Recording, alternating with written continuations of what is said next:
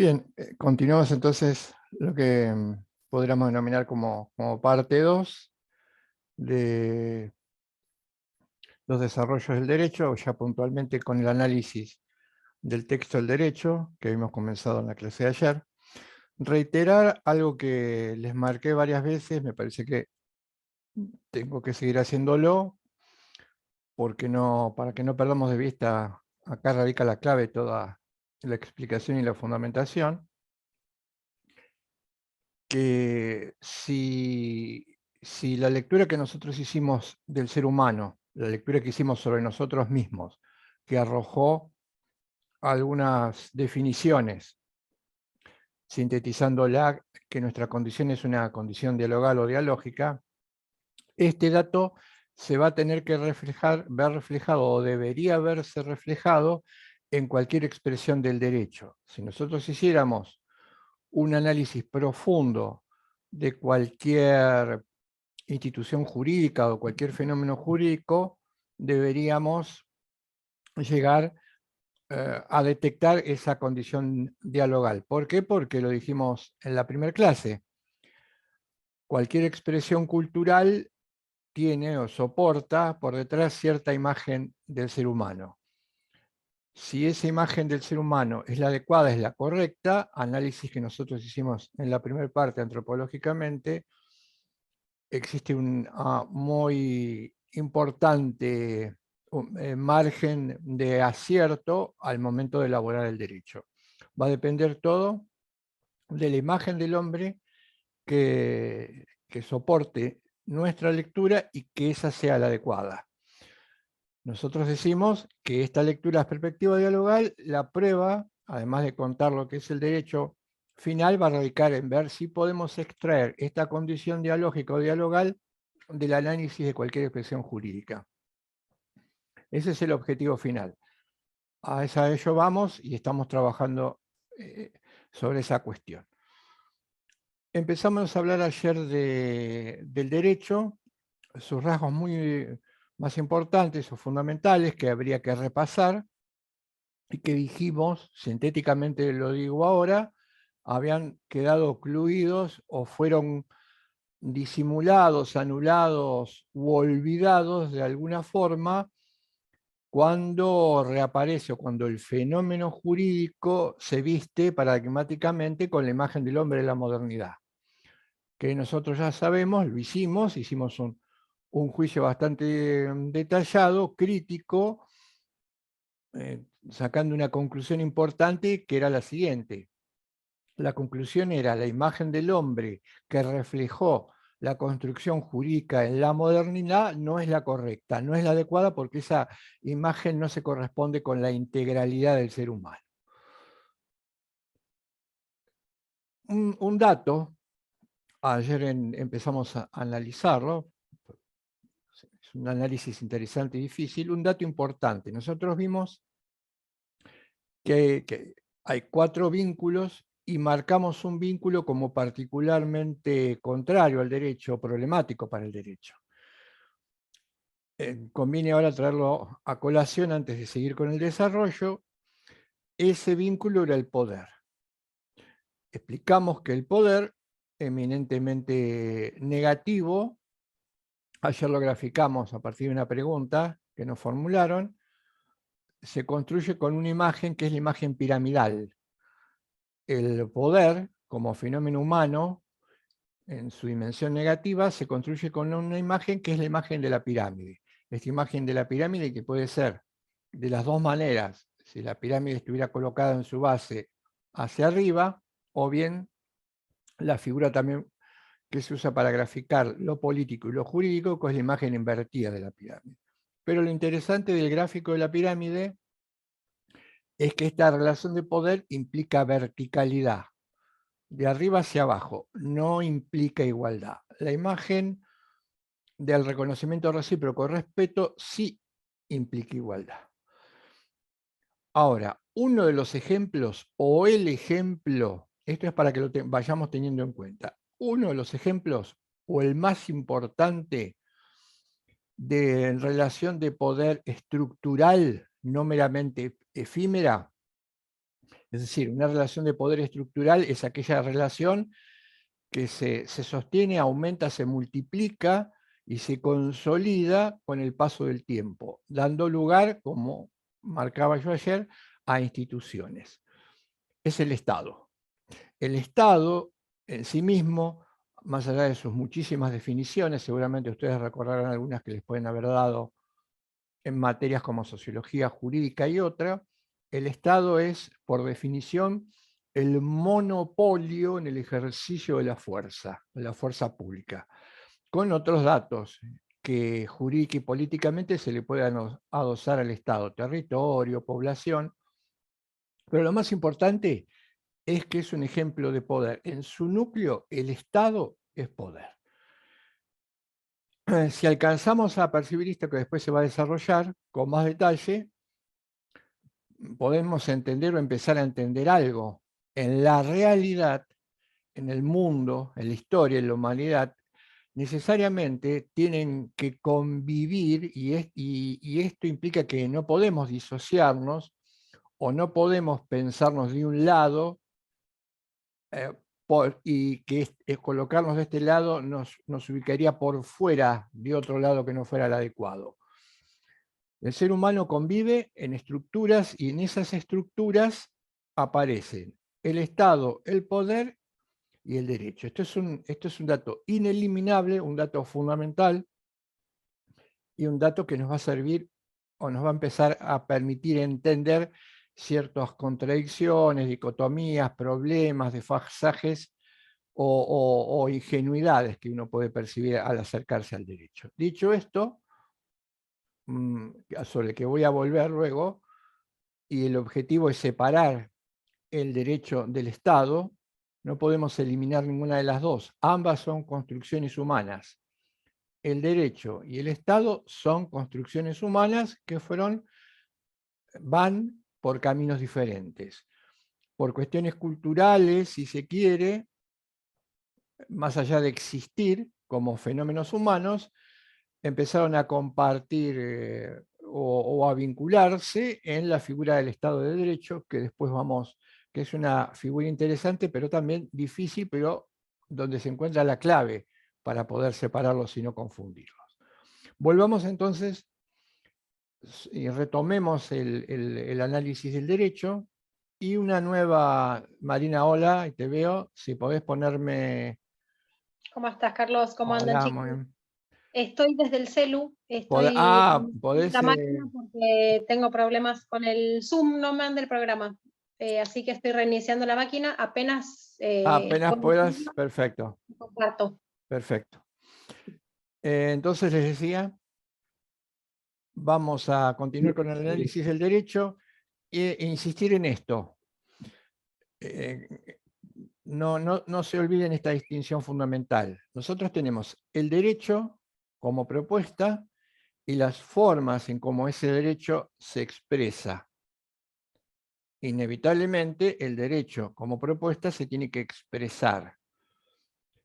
Nunca perdamos de vista esta distinción, porque esto es lo que nos permite comprender cómo tenemos por un lado derecho y cómo tenemos por otro lado derecho positivo.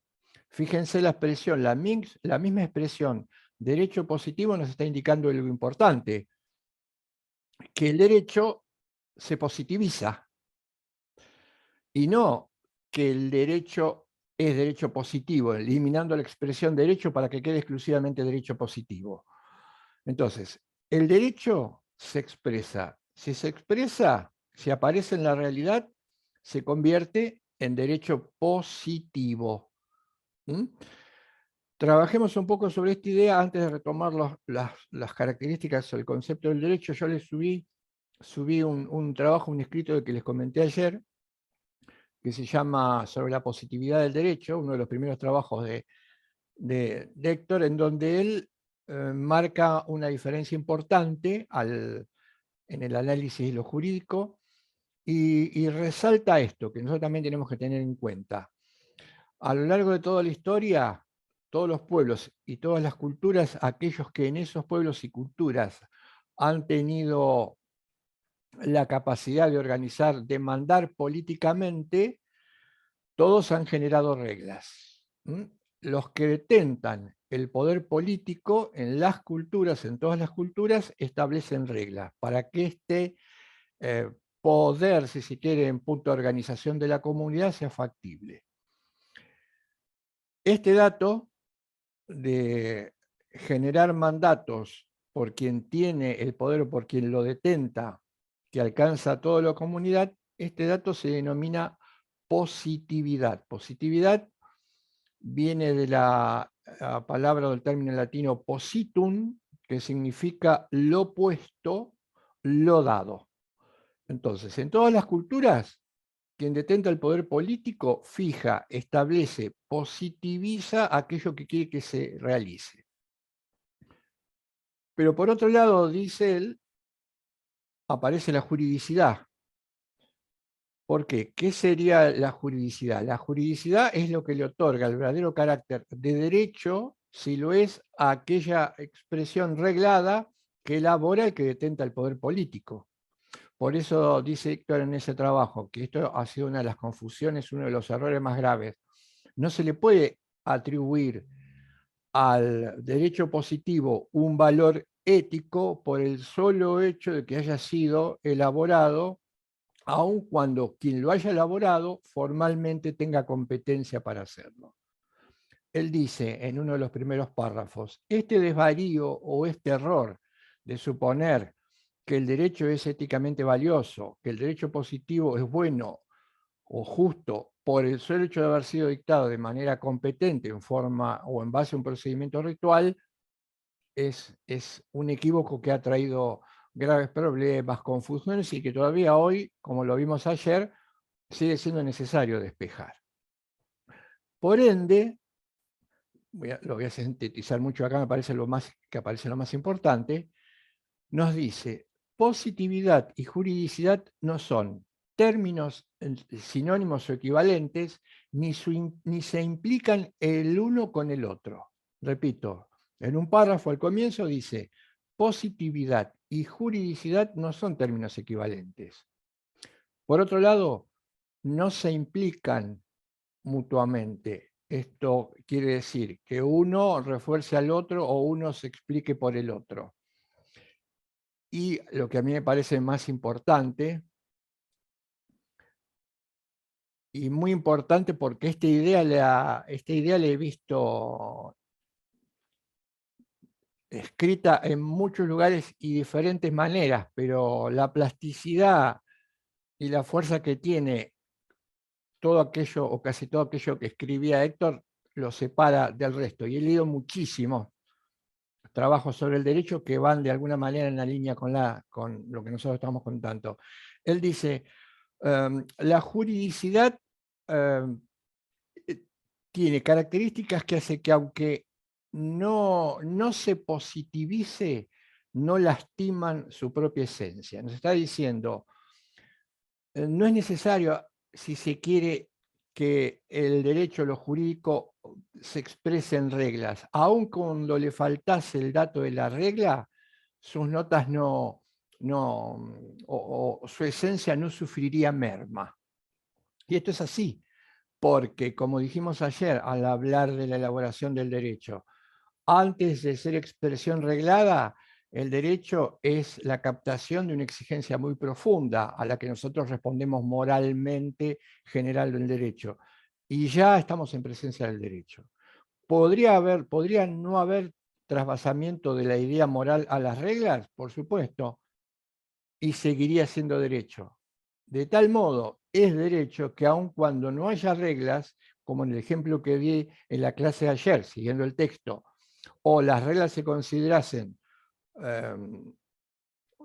como ineficientes, podríamos llegar a la solución correcta porque ya antes la solución nos la brinda esa exigencia moral que por supuesto vamos a tener que captar y captar adecuadamente.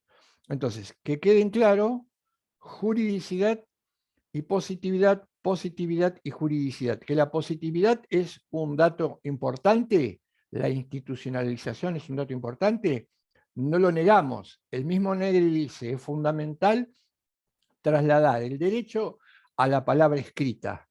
El error que cometemos es suponer que una vez trasladado a la palabra escrita, expresado, positivizado, de por sí se autonomiza y ya esto solo constituye derecho, olvidando, anulando o cortando el ligamen fundamental que tiene con la exigencia moral. Esto es el núcleo de todas las expresiones que él llama formalistas, incluida el positivismo, que fue la dominante, como les conté yo, si se quiere, para hacer historia de nuestro ámbito de convivencia desde 1810 para acá. Dijimos, repasemos la definición y veamos sus partes. Ya hablamos del concepto, las 3 notas del concepto, hablamos de la definición, proyecto de armonía social fundado y realizado en el respeto a la dignidad humana. Proyecto, veamos la idea de proyecto, que es de alguna manera sencillo. Tiene que ver con el carácter proyectivo de la condición humana. Pensemos esto, todas las notas que hemos podido extraer de la condición humana se trasladan al derecho, porque el derecho es un producto cultural, es una expresión cultural. Por lo tanto, proyecto implica que es una propuesta lanzada con la misma expresión proyecto hacia adelante, y acá algo que después, cuando cuente la última nota en el texto, el último capítulo del texto, se va a entender mejor, pero que es importantísimo. Es un proyecto, es decir, es un ideal, lo que en filosofía se llama un ideal regulativo. ¿Qué sería un ideal regulativo? Un ideal regulativo sería algo que nos marca un camino, que nos marca un propósito, un rumbo, una guía, pero que lamentablemente no podemos alcanzar totalmente. Si no es que vayamos hacia eso que propone y lo alcancemos, y lo abracemos.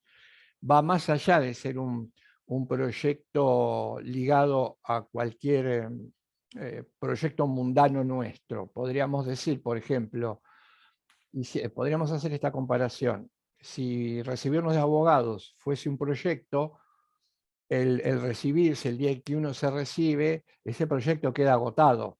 No podríamos ver a recibirnos de abogados nuevamente porque la cuestión ya está agotada, ya está oclusa.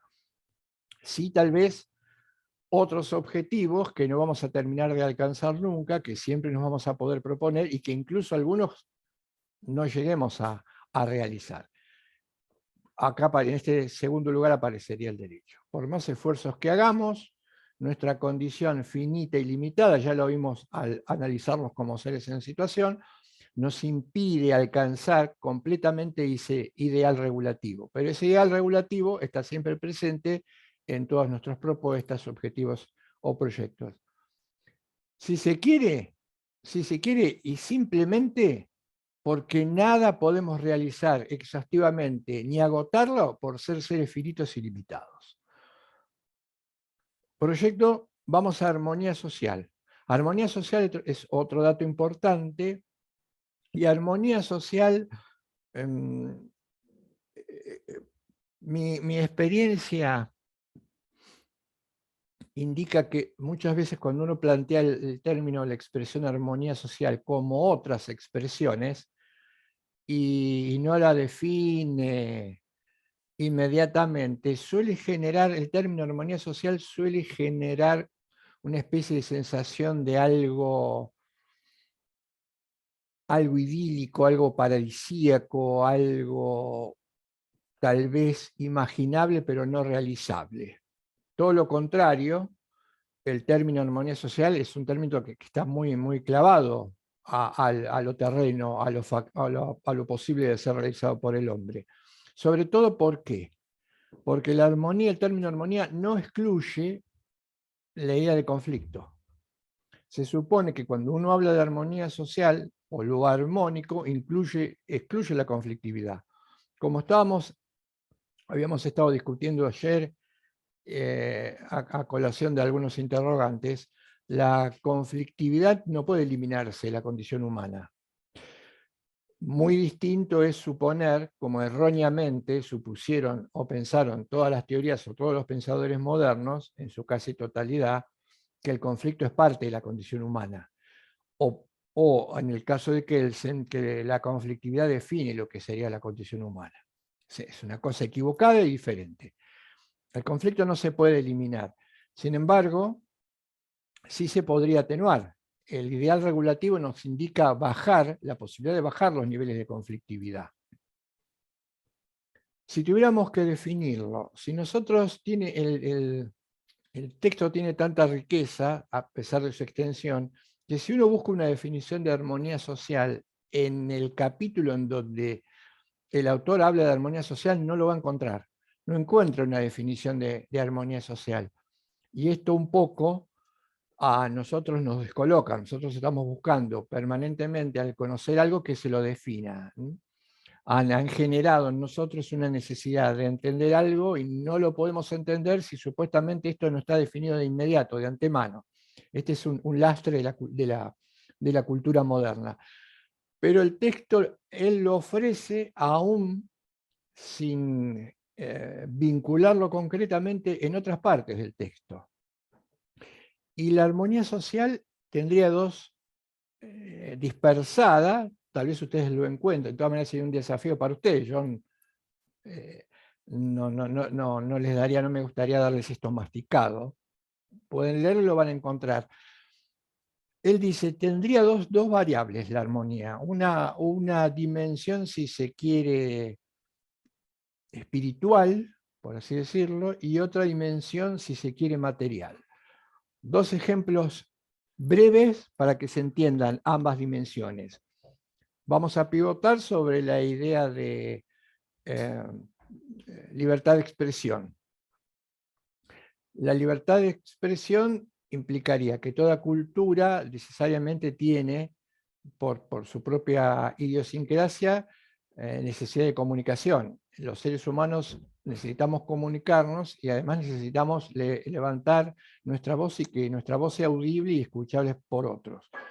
Esto sería entonces lo que denominaríamos libertad de expresión.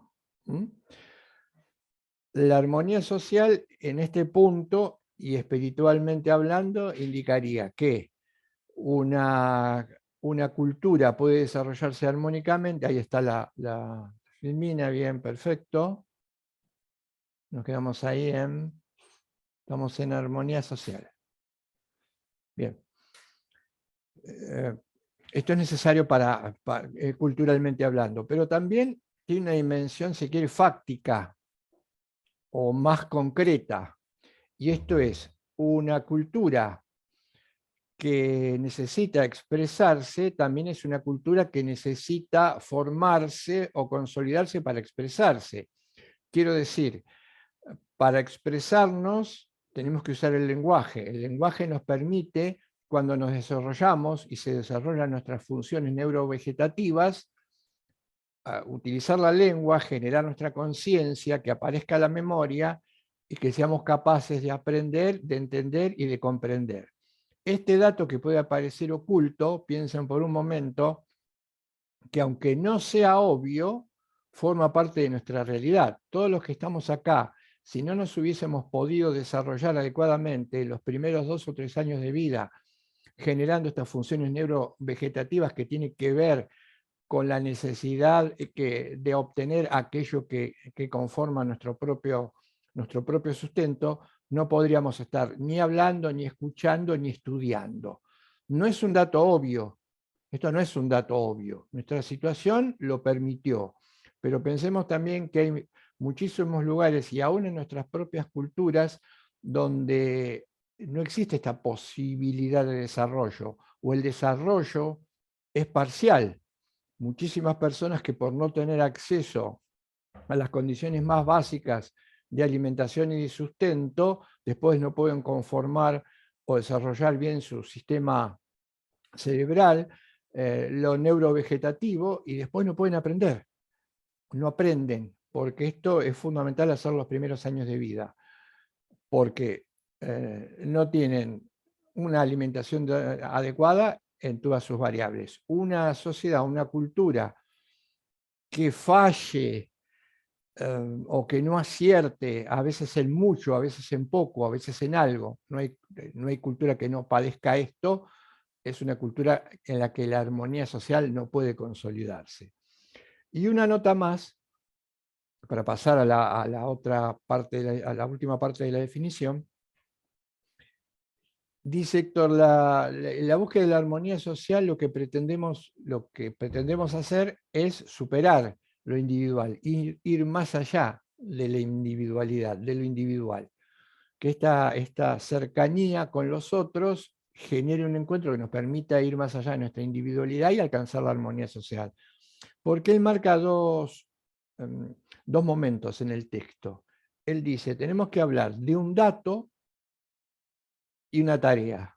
¿Cuál sería el dato? El dato es algo que no puede variar, no se modifica, no depende de nuestra percepción y se da aun cuando lo veamos, lo ignoremos o lo quisiéramos negar. Este dato es la condición social, la condición del local de la que ya hablamos. Es un dato, es inconmovible. Somos estructuralmente relacionales, aunque en presencia de otros, a otros los neguemos. No nos vinculemos, los manipulemos o lo que fuese. El dato es ineliminable. Pero hay otro momento importantísimo, que es la convivencia social. Y él dice, esta convivencia social no es una convivencia social que aparezca como un dato, como en el caso de lo estructuralmente dialogal.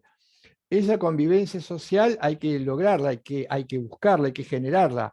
Y dice él, es una búsqueda que se tiene que hacer todos los días, organizar bien la convivencia social. Y esta vez la tarea más difícil. Por eso él dice, diferenciemos el dato de la tarea. Lo segundo es exclusiva responsabilidad del ser humano. Lo primero no, lo primero es un dato que ya viene con su propia estructura, con su propia condición. Lo segundo sí es una responsabilidad nuestra. Y es una responsabilidad que no se puede abdicar ni un solo día y que hay que hacer, crear y recrear constantemente. Claro, tal vez no coincidamos, o nos sea difícil coincidir en el criterio que nos permita intentar la búsqueda de esa armonía. Y esto es cierto. Y ahí hay un problema que después que aparece siempre, que hay que conocerlo y que no hay una fórmula para eliminar el problema, porque también está ligado a nuestra condición humana. Podríamos elegir generar un orden apoyándonos en criterios como los criterios del poder, que es una construcción humana, lo dije hace un ratito, cultural, es cultural. Y también podríamos hacerlo apoyándonos en el criterio del derecho, que también es una construcción humana, que también es cultural, pero mediando un abismo entre las dos posibilidades. Estas dos posibilidades existen, se las busca, se apela a ellas. Lo importante es descubrir que el contenido o la esencia, la exigencia del derecho no va por el mismo lado, por el mismo camino que la construcción humana del poder. Si seguimos en el texto, si lo bajás, Marina, por favor, un poquito más. Fundado y realizado en el respeto a la persona humana. El derecho, los cuatro modos, las cuatro formas de vinculación, diría que hay dos.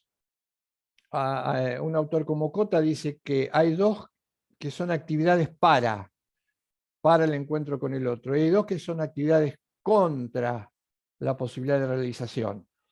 Al decir contra, que implican una actividad contra la realización, en contra de la condición humana, lo que hace es despreciar la condición personal del otro. Es decir, le sacamos valor o precio a la realidad del otro, mientras que en los modos de diálogo, que son amor y respeto, al contrario, le conferimos un valor o una importancia fundamental a este dato de la dignidad humana. Los griegos decían, y esto podría ser válido para nosotros, los griegos decían que para conocer la verdad hay que llevar adelante una tarea minuciosa y paciente, que es que la verdad, la esencia de la verdad está frente a nosotros, pero que a nosotros se nos aparece bajo lo que llamaríamos la figura de un fenómeno o apariencia. Entonces los griegos decían, para descubrir detrás de lo que aparece del fenómeno, la esencia, lo que tenemos que hacer es ir desvelando, ir sacando capas de realidad que tal vez oculten el significado final, que es la esencia humana. Y eso es lo que hemos hecho los seres humanos hasta ahora. La historia de la humanidad, lo dije de alguna otra manera ayer, ha implicado ir desvelando ciertos o sacando ciertos velos que tapaban la idea de dignidad. Los ejemplos ya los conocen. La pregunta sería, ¿es posible seguir descubriendo nuevos hitos en lo que significa la dignidad humana? ¿O tal vez la tarea ya haya culminado? Creo que por nuestra condición proyectiva todavía es posible detectar ciertos rasgos que aún no fuimos capaces de visualizar en lo que hace al significado de la dignidad humana. Pero hemos logrado muchísimo. ¿Quién pensaría que en el siglo XV, en punto a la dignidad humana, no estaban consideradas como referencias de esta ni la mujer, ni los ancianos, ni los niños? ¿Quién pensaría esto? Sin embargo, después de varios siglos, hoy podemos decir, no sin acierto, que de alguna manera la dignidad humana no es un concepto que pueda formarse o armarse dejando afuera a la mujer, a los ancianos y a los niños. Sigamos entonces con el esquema. Ahí están los rasgos que los vimos ayer. Rápidamente, contenido moral, ese es lo más importante. Ámbito o aplicación social, y el derecho se encuentra expresado en fórmulas y se articula en regla. Acá voy antes de pasarlo a empezar a contar los rasgos, me voy a detener nuevamente donde dice es un orden abstracto. El derecho se encuentra expresado en fórmulas y se articula en reglas. Esto podríamos denominarlo proceso de creación de derecho. Héctor le pone el siguiente término. Claro, sí, siempre, como veo la nota ahí en el chat, van a aparecer nuevos desafíos, pero que además estos nuevos desafíos van a tener que responderse teniendo como eje, como foco, el concepto de dignidad, el concepto de dignidad humana. El derecho se encuentra expresado en fórmula y se articula en regla. Esto Héctor lo llama proceso de mediatización. Él, cuando habla de cómo se elabora, cómo se crea el derecho, habla de proceso de mediatización. ¿Qué es un proceso de mediatización? Sencillo, mediatización significa mediar. La mediatización implica que se unen dos o más términos que en principio están separados. ¿Cuáles son los términos o las realidades que se unen en este proceso de mediatización que va a dar lugar a la fórmula o a la posición del derecho? La exigencia moral, por un lado, la realidad social por el otro. Dos variables. La exigencia moral, que nos dice hay que respetar la dignidad humana, y la variable de la realidad social. Convivimos socialmente, tenemos que organizar esta convivencia social, y por lo tanto, esta convivencia social tenemos que articularla con una convivencia que no pierda de vista que la misma se construya sobre la base del respeto a la dignidad del otro. Pero por principio las dos están separadas. ¿Qué hacemos? ¿Qué hace el ser humano? Intenta incorporar esa exigencia, que haya algo que medie, para que esa exigencia se plasme en la realidad o intente plasmarse en la convivencia. Claramente, ¿qué hay en el medio? La regla. La regla, la fórmula de derecho, la posición de derecho, la norma jurídica, la ley, la costumbre en su momento cuando no había expresión escrita. Pónganle el nombre que quieran, pero no se olviden nunca que es una mediatización. Lo que media es la regla, lo que media es la letra, para que el espíritu forme parte de la atmósfera de la convivencia. ¿Se acuerdan que hicimos esa distinción entre espíritu y letra, que es una distinción clásica, antigua? El espíritu tiene que invadir la conciencia de los sujetos. ¿Cómo lo hace? Algo tiene que haber en el medio. Y ahí encontramos la letra. Es imposible poder entender o poder alcanzar esa idea en la realidad si no es en la letra, pero muchas veces la letra impide, confunde, escamotea el significado profundo del derecho. Recuerden esto cuando hablamos de la traducción. Bien, ahora sí vamos a los rasgos, a los caracteres del derecho. Estos son los rasgos, pasemos a los caracteres. ¿Qué particularidad tienen estos caracteres? Bien, insisto en esto, son rasgos que no tienen que ver con el derecho positivo, tienen que ver con el derecho como idea, como exigencia moral. Y que además no pueden faltar si una comunidad o una sociedad o un sistema jurídico se precie de tal. Vamos a repasarlas, dice Héctor. Para no equivocarnos, siempre es necesario un repaso de estas características, estas verdaderas datos o rasgos del derecho.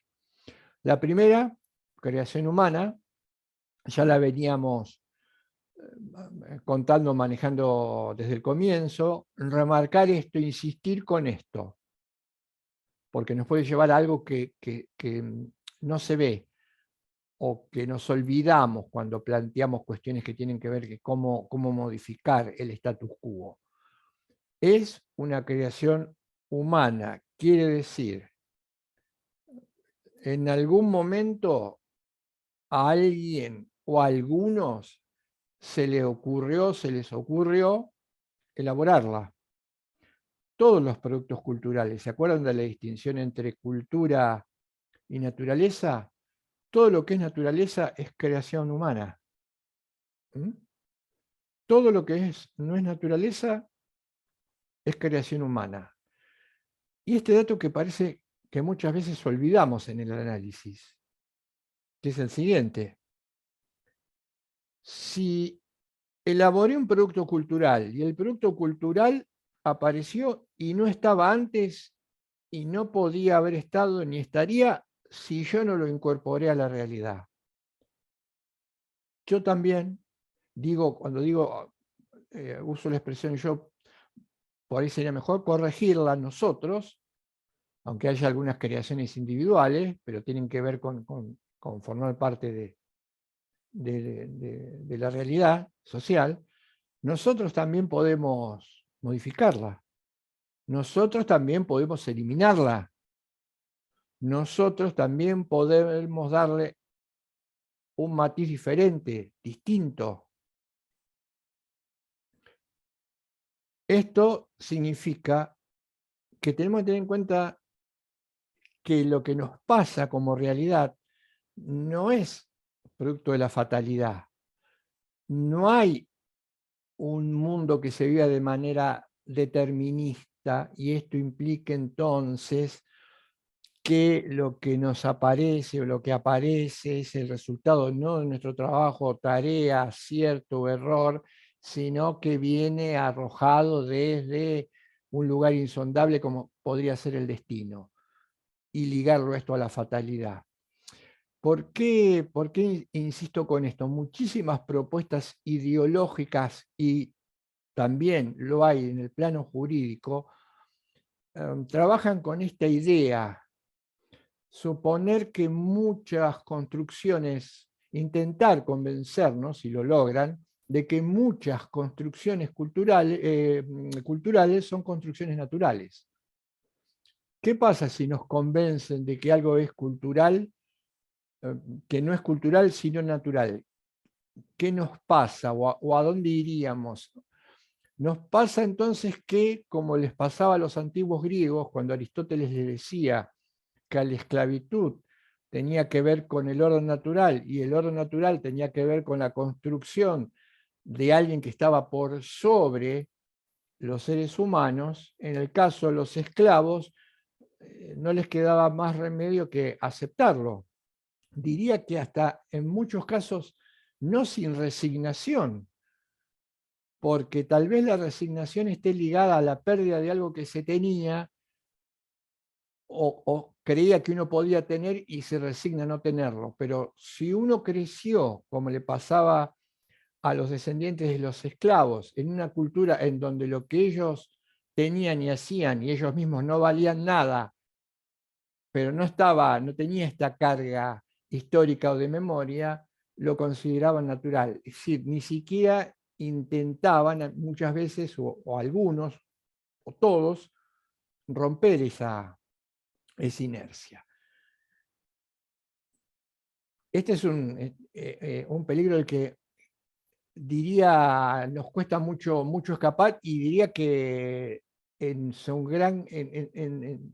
mayor importancia no hemos escapado. Nos convencen de que algo es natural, y si nos convencen de algo que es natural, hay que rendirse ante ello, y todo lo contrario.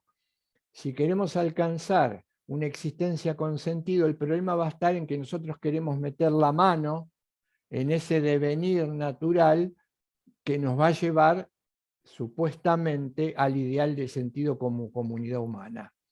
Les pongo un solo ejemplo, ya lo discutimos, en algún momento apareció, pero no es un ejemplo, no es un ejemplo, forma parte del inconsciente, si se quiere, en la famosa expresión, y a veces inconsciente, consciente, colectivo. Suponer que el mercado es una creación, una institución natural. Precisamente el estado de cosas, ayer hablábamos relativo al derecho, y la imposibilidad de tener una lectura un poco más optimista sobre el derecho, dado el status quo, que es real y cierto, esto no se puede negar. Si hablamos de derecho, aún cuando estuviéramos hablando de economía, o aún si estuviéramos hablando de educación, o aún si estuviéramos hablando de creación artística, o aún si estuviéramos hablando de trabajo manual o lo que fuese, no podríamos estar hablando sin tener como telón de fondo el contexto.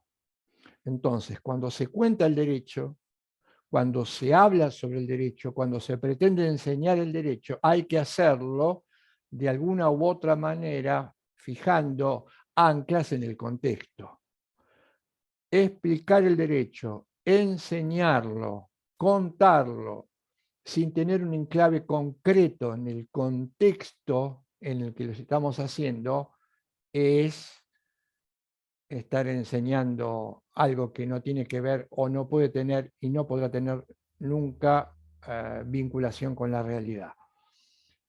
El estado de cosas en el mundo de hoy, con el neoliberalismo, implica que esta idea del mercado como constructo natural tiene o ha calado muy profundo.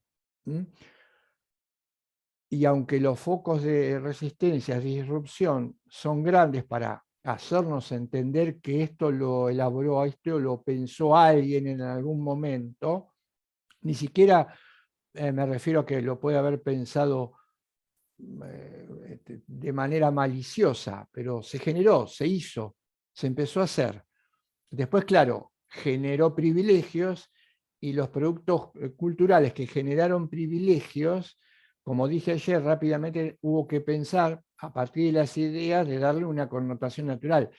Para hacerle un lenguaje coloquial, callejero y hasta si se quiere de salón, para que no se aviven quienes tenían que soportar y no aprovecharse de esos privilegios, que esto lo había creado alguien en algún momento. Así como creó, así se puede eliminar. En el caso de la creación humana, cierro con esto, en la nota dice Héctor, la creación, el término creación, pero en un sentido derivado, porque creación en realidad, creación ex nihilo, crear algo de la nada, solo es posible si estamos pensando en Dios. Es un atributo que le tenemos que atribuir o dar a Dios, que es el único que puede crear ex nihilo, de la nada. En el caso del derecho, como dice él, es una creación derivada. Creación derivada implica que estamos trabajando con un material que nos ha sido entregado, que nosotros no inventamos. Sería como el escultor.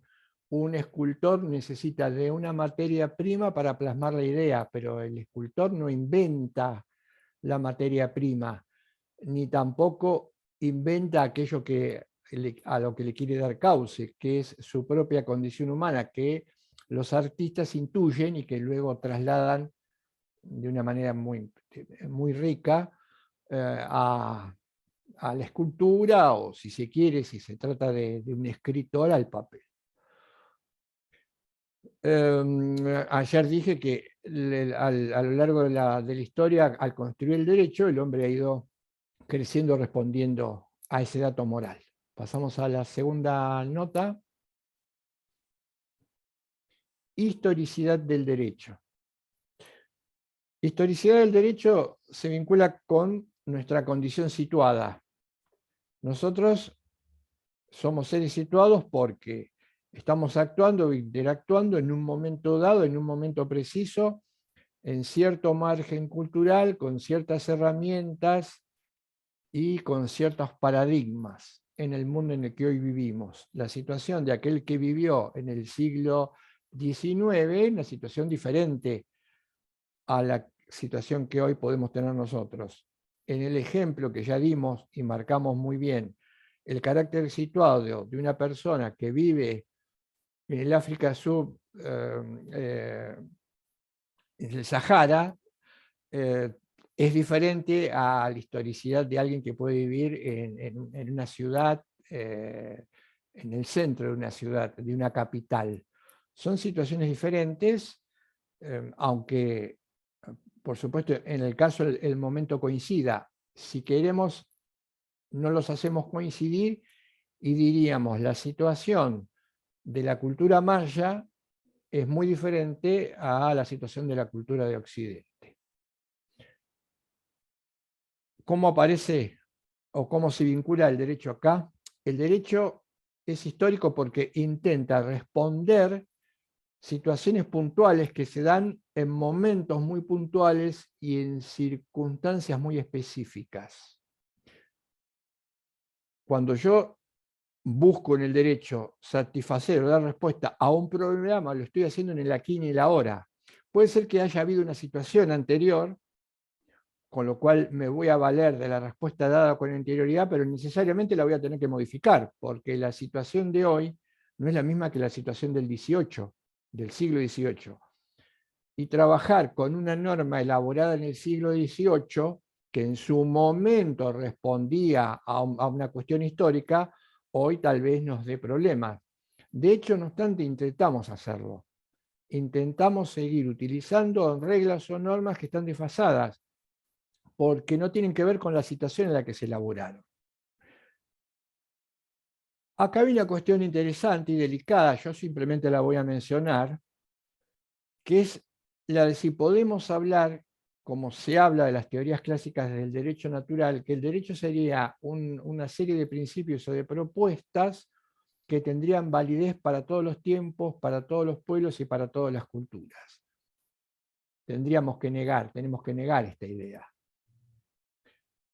El derecho como propuesta no puede hacerse y en ese momento fosilizarse, endurecerse y suponer que una respuesta que tenía un amplio campo de proyección en el siglo II después de Cristo todavía sigue siendo válida hoy en pleno siglo XXI. No, esto no es posible. Primero, la propia nota de proyección y evolución que tiene el ser humano. Segundo, por lo que en el momento en que se hizo, siglo II después de Cristo, estoy inventando, ¿no? Un ejemplo, el grado de evolución moral comparado con el grado de evolución de hoy es abismal.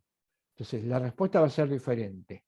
Por eso es histórico, responde a problemas puntuales. Ahora, esto no quiere decir que a pesar de que las respuestas puedan ser diferentes o distintas por la circunstancia, no haya en esas respuestas algo por debajo que las unifique, algo en común que las unifique. Eso en común que las unifica va a ser siempre la misma, que es la idea de respeto o el principio de respeto a la dignidad humana. La respuesta del derecho hoy es puntual sobre un tema dado, diferente del siglo XV. Ahora, lo que hay detrás, el intento de resolverlo, aunque el problema sea el mismo, siglo XV y hoy, es mantener el respeto por ese principio moral que constituye el núcleo o el sentido final del derecho. Es histórico, pero hay un hilo conductor que uno puede percibir desde las primeras elaboraciones del derecho a la actualidad. Vamos a la otra, a la característica que sigue, evolución y permanencia. Algo hablamos ayer, lo contamos de esta forma. Si yo veo escrito evolución y permanencia, lo primero que se me aparece es cierta contradicción, cierta duda, porque evolución parecería querer decir algo completamente diferente a permanente, y permanente algo completamente diferente a evolución. Entonces, ¿cómo lo explicamos? Evolución, algo que cambia. Permanencia, algo que se sostiene, no se modifica.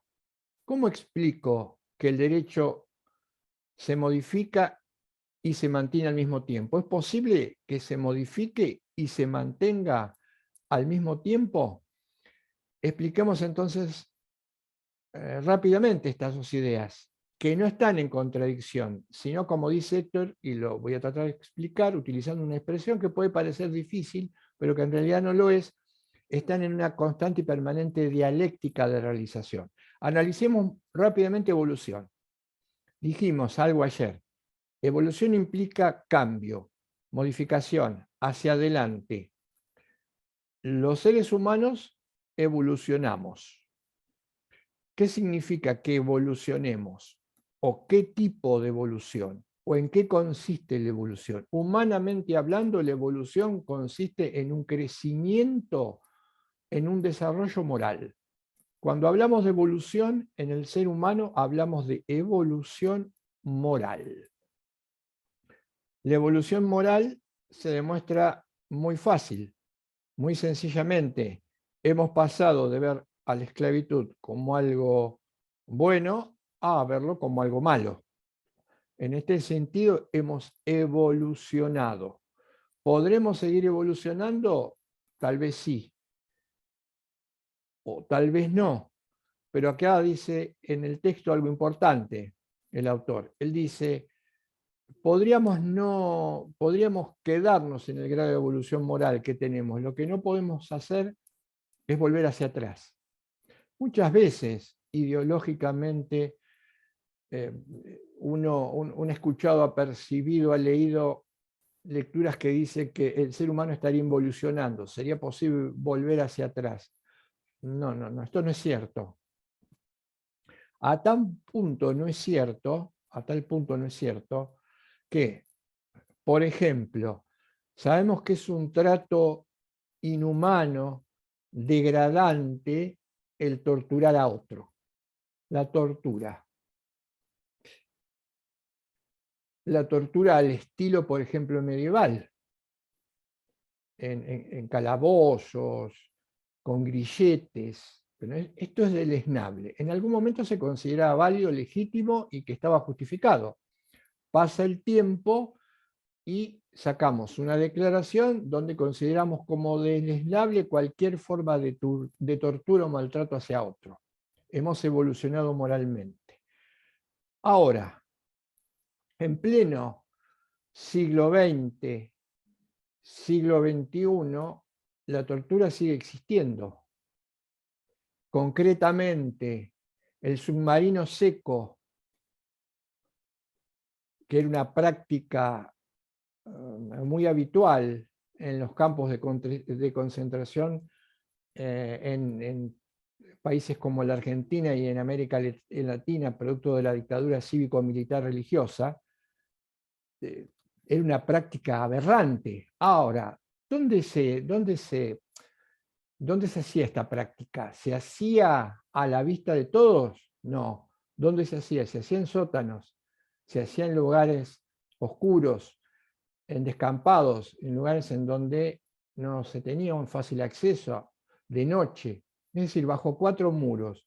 Esto quiere decir que la persona que, por ejemplo, picañaba, asfixiaba a un civil, a una mujer embarazada, ¿había retrocedido moralmente hablando y consideraba la tortura como algo correcto? No. Fíjense, el hecho de hacerlo a escondidas en la oscuridad implicaba que se era claramente consciente de la aberración que se estaba cometiendo. Y por eso precisamente no se mostraba. No había un retroceso, no había una ida hacia atrás. Había clara conciencia de que eso no se debía hacer, sin embargo, se hacía igual. Por eso es que no estaría tentado de decirle, pero gracias a quién, no podemos retroceder. Tal vez nos cueste mucho trabajo avanzar en la búsqueda de nuevas perspectivas que nos brindaría la exigencia moral, pero retroceder no lo podemos hacer. En la evolución se ve si nosotros hacemos un trazo largo en la historia. No es una cosa de todos los días. Le ha llevado mucho esfuerzo al ser humano, primero, pasar de una autoconciencia muy limitada, muy debilitada en la época antigua. Pasaron muchos siglos hasta que empezó a tomar conciencia de sí mismo, y al tomar conciencia de sí mismo fracturó el bloque de espíritu de grupo, tomó conciencia del otro, y a partir de ahí, por ejemplo, el derecho empezó a abrirse a propuestas universales. Por eso las propuestas del derecho natural, más allá de la crítica que algunas puede hacerse, implicó una fractura a esta idea de cierre o encierro sobre el grupo mismo. Por lo tanto, no es algo frecuente, no es algo habitual y lleva mucho tiempo. Vamos ahora a la idea de permanencia. Muy sencillo. Si hay una nota que psicológicamente o humanamente nos caracteriza a nosotros, es que solo podemos tomar o adquirir confianza cuando de alguna manera en esta imagen estamos parados siempre en el mismo lugar. La consolidación de algo, por eso la repetición, el hábito, son parte de la condición humana. Por eso nos pone muy mal tener que romper hábitos, aunque los hábitos muchas veces deban ser abandonados, porque en última instancia implican repetición automática, pero generan confianza.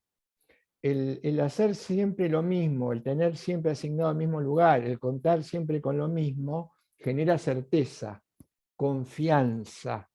No vamos a discutir si esta certeza o esta confianza realmente tiene bases sólidas o bases de barro. Esto uno puede percibirlo cuando por algún motivo en particular descubre o abandona una certeza, no sin dolor, no sin duda. Digo dolor, me estaría refiriendo a dolor moral. No sin duda. Certezas que hemos tenido que abandonar, en algún momento la hemos abandonado, pero no sin dolor moral.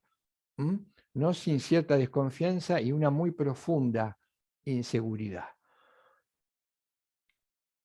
Por lo tanto, es fundamental es fundamental que el derecho, si el derecho pretende arreglar la convivencia, que no se modifique. Las reglas del derecho solo generan confianza cuando son estables, cuando no se cambia todos los días, cuando no sufren modificaciones que en la mayoría de los casos son modificaciones arbitrarias, caprichosas o súbitas, repentinas. Va a decir Héctor en algún capítulo y en otra obra que lo improvisado, lo rápido, lo cambio es enemigo del derecho, porque está ligado a lo arbitrario. Por lo tanto, necesitamos que el derecho no se modifique. Una vez que entendemos, porque nos da confianza, cura, sana de alguna manera nuestra incertidumbre. La seguridad, que la vamos a ver en un ratito como dato objetivo del derecho, tiene que ver con esa falta de certeza, que no podemos eliminar en el ser humano. Por nuestra condición finita y limitada, la incerteza, la inseguridad es parte de nuestra realidad, pero sí la podemos mitigar y lo haríamos de esta manera con el derecho. Tenemos estas dos ideas por separado. ¿Cómo las combinamos? Negri habla de una dialéctica permanente de realización. ¿Por qué? Fíjense, si en el ejemplo que di hoy, voy a dar el ejemplo que usé recién, cuando nuestra cultura, cuando nosotros rompemos esa idea de disolvernos en el grupo, porque empezamos lentamente a tomar conciencia de nosotros y por ende conciencia de los demás, acá se produce un salto cualitativo enorme en la cultura, en la humanidad, un salto moral equivalente. Evolucionamos. Ahora, entre este cambio y posteriores cambios y evoluciones pasó mucho tiempo. Pasaron muchos siglos. Fíjense, tomamos conciencia de nosotros, de los demás, de que no nos disolvemos en el grupo, sin embargo no tomamos debida conciencia que otros que nos confrontaban estaban en un pie de igualdad con nosotros. A pesar de haber salido del grupo, la idea de que lo imperfecto estaba subordinado a lo perfecto y el esclavo al amo y la mujer al varón se mantuvo durante muchos siglos, durante mucho tiempo. Pero más allá de esta idea, hasta un nuevo cambio, un nuevo salto en lo moral que podría ser este ejemplo, darnos cuenta que no hay esclavos, no debe haber esclavos y que no hay mujeres minusválidas, el derecho se mantuvo estable, no se modificó. ¿Por qué? Porque no hubo un cambio moral sustancial. Aclaro, no pierdan nunca de vista que no me estoy refiriendo a las reglas, me estoy refiriendo al derecho. Por eso, en la clase de ayer, cuando estábamos conversando y discutiendo el tema de alguna manera que vino así colateral del cambio de reglas, nos dimos cuenta que el incorporar permanentemente reglas sin que esto amerite una evolución, un cambio moral, generaba un desorden y confusión. Bien, se produce la evolución, hay como una especie de salto de pico, se modifica la percepción sobre el derecho y se modifican las reglas. Pero lo que hoy es nuevo, novedoso, distinto, dentro de una semana, ya se estabilizó. Eso es lo que sufrimos, eso es lo que, una especie de engaño, de autoengaño que sufrimos los seres humanos. No estamos en la búsqueda, el formateo del siglo XX-XXI, en la búsqueda de lo nuevo, de lo que cambie. Claro, con lo nuevo a los 3 días ya dejó de ser nuevo. Esa especie de ansiedad que se nos introyecta culturalmente hablando, que además tiene un objetivo muy concreto, es que soñamos con algo, llegamos y a los 2 o 3 días ya está obsoleto porque aparece algo que, alimentando esta ansiedad, hace que lo que ayer era nuevo no tuviese una duración ni 1 de los 3 días. Algo similar al recuerdo de un juguete, ¿no? Un juguete nuevo que a los pocos días ya se incorpora al propio estatus del chico, del niño, y se empieza a quedar en un rincón. Entonces, en un periodo muy largo de tiempo, lo que notamos es la evolución. En periodos largos, por siglos, hay cambios morales. En periodos cortos, lo que notamos es la permanencia. Evolución y permanencia, entonces, ahora sí operan de manera conjunta, compatible, engranan, no son conceptos contradictorios. Y en el derecho se explicarían de esta manera. El cambio solo cuando se produce la evolución moral. Luego, la permanencia para generar confianza. Pasemos Profe, a mí se me ocurre un Sí. ejemplo con esto de la evolución moral, como en la Argentina, por ejemplo, en el 2010 se sanciona la ley de matrimonio entre personas del mismo sexo, luego en el 2012 se sanciona la ley de identidad de género, luego en el 2020 se sanciona la ley del aborto gratuito, o sea, como estamos hablando en menos de una década, se sancionaron leyes que son trascendentales y que, digamos, afectaban a minorías, lo que es la identidad de género, vuelvo a repetir, matrimonio entre personas del mismo sexo, que no es lo mismo que matrimonio igualitario, porque todas las personas somos iguales, y por último la ley del aborto, y todas las leyes que se van a seguir viniendo en cuanto a esta evolución moral que hemos tenido, y cómo se plasmó y cómo, o sea, para mí yo lo miro hoy y ha sido un hito todo lo que se consiguió en tan poco tiempo. O sea, refiriéndome a esto que usted estaba hablando de la evolución moral, sobre la permanencia y evolución, ¿no? Sí, diría que por ahí está ligado a la universalidad, que es algo que va a venir enseguida. Diría que en definitiva, y yo no usé el término, pero a mí me quedó dando vueltas en la cabeza, no lo usé yo, pero me parece importante. En definitiva es una cuestión de igualar. Si todos somos iguales, hay que demostrarlo. Hasta ahora, o durante mucho tiempo, pensando que éramos iguales, no lo demostrábamos. Tal vez desde el ámbito limitado del derecho, ese sea el objetivo. Todos somos iguales. Por eso la distorsión de la idea de igualdad, que también es un valor fundamental, ¿no? Esa distorsión que se produce con algunos valores y la famosa expresión, si se quiere, la picaresca o de sentido común, que dice, no obstante hay algunos más iguales que otros, ¿no? Sobre todo no se habla de la igualdad ante la ley. Muchos dicen, hay algunos más iguales que otros. Tampoco no es que no deje de ser cierto. Sé abrir esto. Ahora vamos, cuando veamos ya en lo inmediato universalidad, que esto que estás comentando vos, tiene mucho que ver con lo otro. Sin embargo, no hay que olvidarse no hay que olvidar algo para no salir corriendo hacia adelante muy rápido. Tiene que haber una conciencia que vaya, una apertura de conciencia que vaya de consumo con las reglas, porque si no después nos podemos llevar, nos podemos frustrar, y de hecho pasa muchas veces, que las reglas no se cumplen, en que las reglas se evitan, que algunos la cumplen y otros no.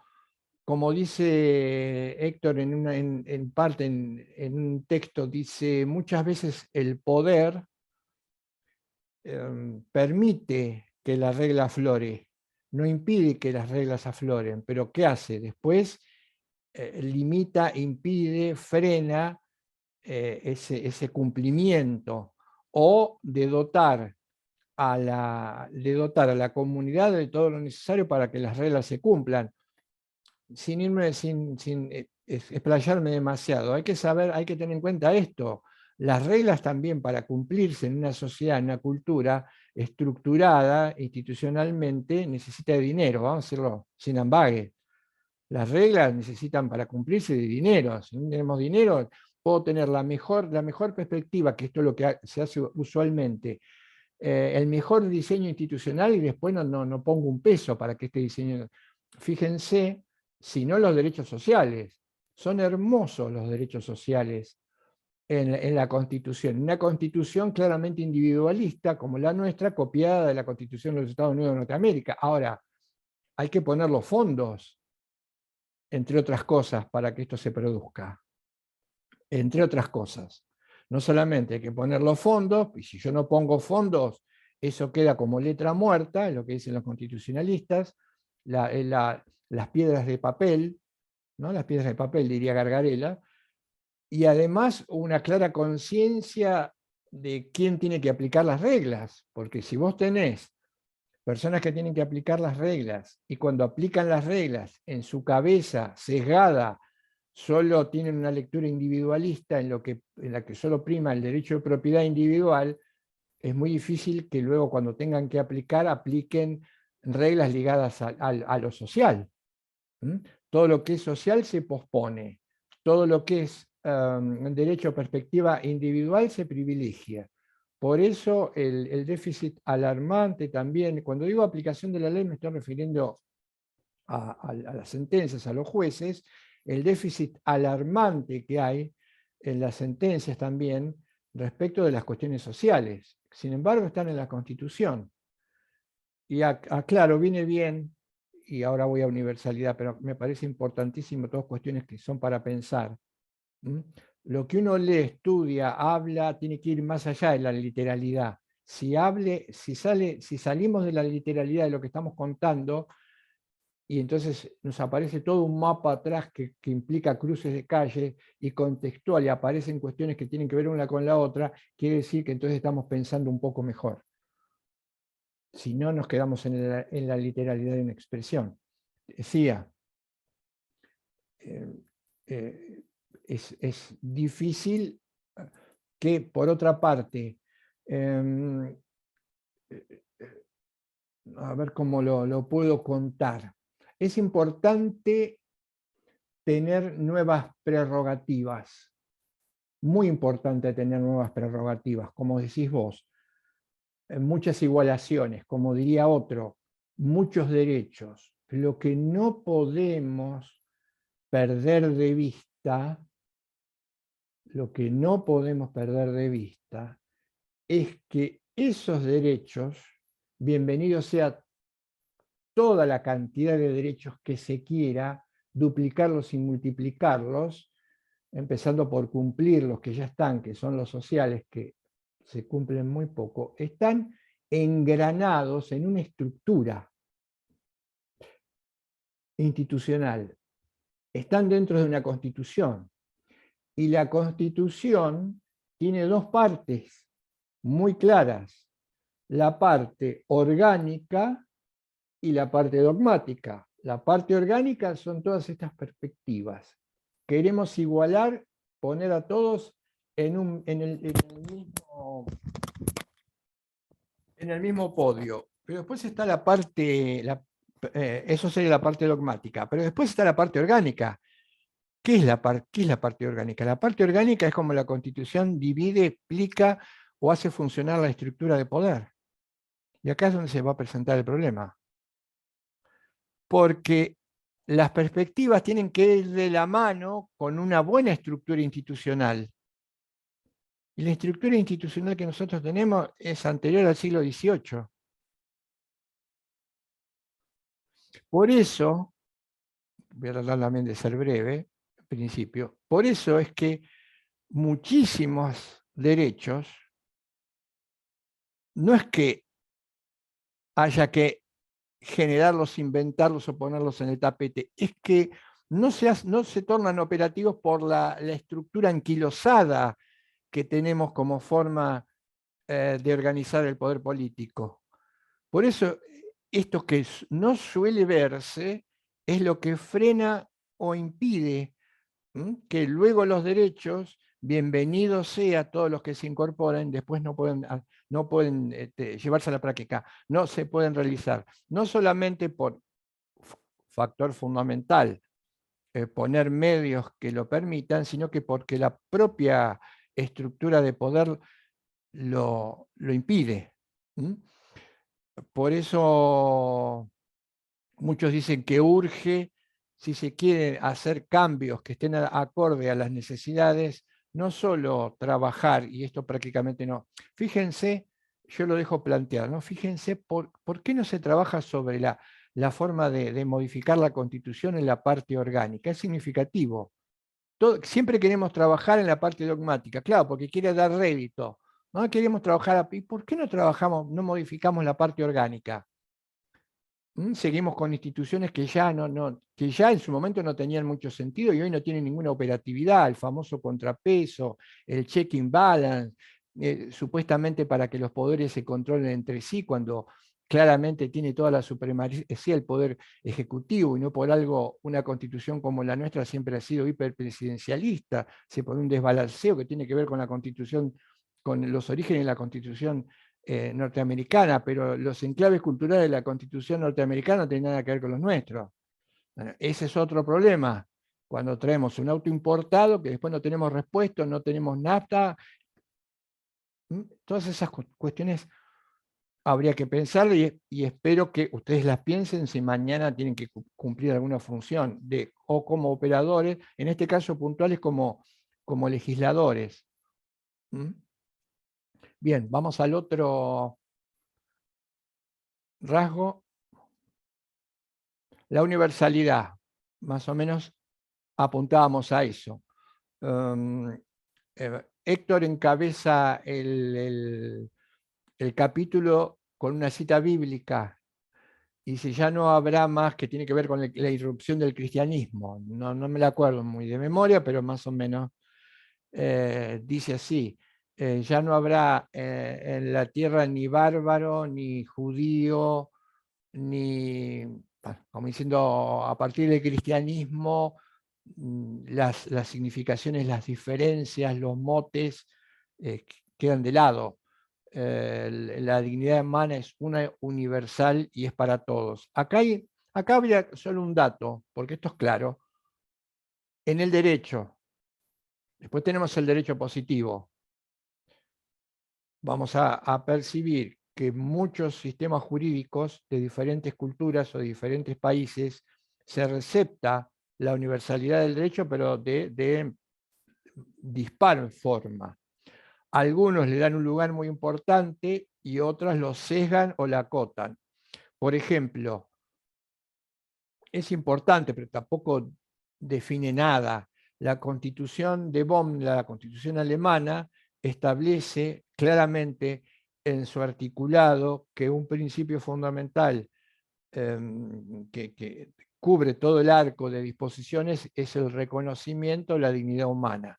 Aun cuando en otras culturas como en las nuestras no se haga una referencia concreta a la dignidad humana, sí podríamos lograrla o verla o derivarla del propio contexto constitucional. Pero en este caso la Constitución alemana específicamente habla del reconocimiento a la dignidad del otro, cosa que otros textos no tienen. Y en esta universalidad que el derecho propone, algo se discutió el otro día, yo lo dejo como inquietud simplemente, no como horizonte para ir pensando. También tendríamos que incorporar a toda la realidad. Dignidad, más allá de la dignidad humana, también lo tienen otras realidades. Y acá no sería obvio ni sobreabundante. Porque la realidad tiene una dignidad y una entidad específica. La naturaleza tiene una dignidad que nosotros muchas veces no respetamos. Los seres de la creación, independientemente de nosotros, son dignos, dignidad que muchas veces nosotros tampoco respetamos. El entorno, el ecosistema, todo esto tiene dignidad. Y también debería ser un desafío que viene dado por el propio derecho. Si el propio derecho, esta noción de derecho no es una noción de derecho antropocentrista. Cuidado, porque si ponemos la cabeza, toda la realidad gira alrededor del hombre, entonces ya estamos metiéndonos en un lugar incómodo que es el antropocentrismo.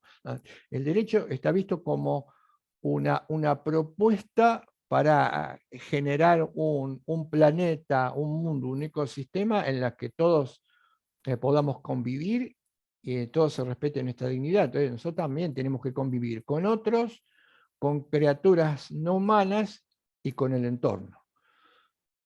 Pasamos a la otra. Esta es la más importante de todas. Este rasgo, a mi juicio, es el más importante de todos. Dice Sergio Cota que una lectura que se precie del derecho que no logre explicar y justificar la obligatoriedad del mismo es que está hablando de cualquier cosa o que no está haciendo referencia al derecho. Precisamente acá está el punto neurálgico. Todas las modificaciones que se introducen en el derecho moderno terminan perdiendo, ocultando, negando o resultándoles imposible explicitar y justificar este rasgo, que es clave. No está en ese texto, pero lo traigo a colación para que se pueda, no está en el texto, concretamente en el texto de Héctor, pero lo traigo a colación para que podamos entender o tengamos un elemento más para diferenciar lo obligatorio. ¿A qué tendríamos con qué tendríamos que contraponer lo obligatorio? ¿Qué es lo obligatorio? La modernidad identifica obligatoriedad con imposición, al punto tal que después desecha la expresión obligatoriedad y se queda con la expresión impositividad, con imposición. Por eso la definición, una de las definiciones o la definición del derecho más extendida o que está por detrás de las que nosotros analizamos, es la de que el derecho es coactivo. Si hay algo que aparece en un texto de los clásicos de teoría del derecho, en cualquier latitud, es precisamente la idea de que el derecho es coactivo. A esto, Sergio Cota, citado muchas veces por Héctor en el texto, y es el elemento que yo brevemente quiero incorporar para acompañar la reflexión del propio Héctor, él dice, empecemos por la etimología, y ya la etimología desbarata cualquier confusión, y nos da un punto de partida muy fuerte para entender lo obligatorio. Etimológicamente, ¿qué significa imposición? ¿Por qué la etimología? Dice Cota, no solamente él, todos los filósofos del lenguaje y los filólogos, dice, ¿por qué le tenemos que prestar atención a la etimología? Porque las palabras son culturales. Las palabras se formaron, se forjaron, los conceptos en algún momento. Y es primordial descubrir cuál era el sentido significado que se le quiso dar a esa expresión en ese momento. Y esto es, diría yo, si se me permite esta digresión, urgente y acuciante en un mundo, en una sociedad como la nuestra, en donde los términos y las palabras se usan tan mal, tan repetidamente con significado distorsionado, que se termina perdiendo la riqueza o la esencia de la palabra. Usan tantas veces una palabra atribuyéndole el sentido que ellos quieren, que le terminan quitando todo sentido significado. ¿Saben con qué término? ¿Cuál es el término que están destruyendo? Hablamos del término amor y del reduccionismo. Otro término que se han estado encargando de destruir en los últimos tiempos es el término, la expresión, el término libertad. Se usa la palabra libertad con tantos significados y sentidos distintos, ninguno de ellos tiene que ver con el más profundo, seguramente porque también lo desconozcan, que la palabra de libertad termina permitiendo que se incorpore cualquier cosa. Cualquier cosa va de la mano de la libertad. Vuelvo entonces a esta idea, a la de obligatoriedad, y vamos a imposición. Dice Kotak, imposición implica, lo voy a parafrasear, no poder dejar de hacer aquello que se me impone hasta tanto cese mi impotencia. Repito, ya da para tela para cortar para toda una casa de venta de ropa. No poder dejar de hacer aquello que se me impone hasta tanto cese mi impotencia. Fíjense la construcción en la etimología. No poder dejar de hacer aquello que se me impone. No puedo no hacer, no lo que yo quiero, lo que mi voluntad decide, sino lo que decide, quiere o impone la voluntad del otro. Ahí ya tenemos un primer golpe, si se quiere, a un rasgo esencial también en la condición humana. Yo lo llamaría coautonomía, porque en realidad la autonomía es el resultado de la convivencia.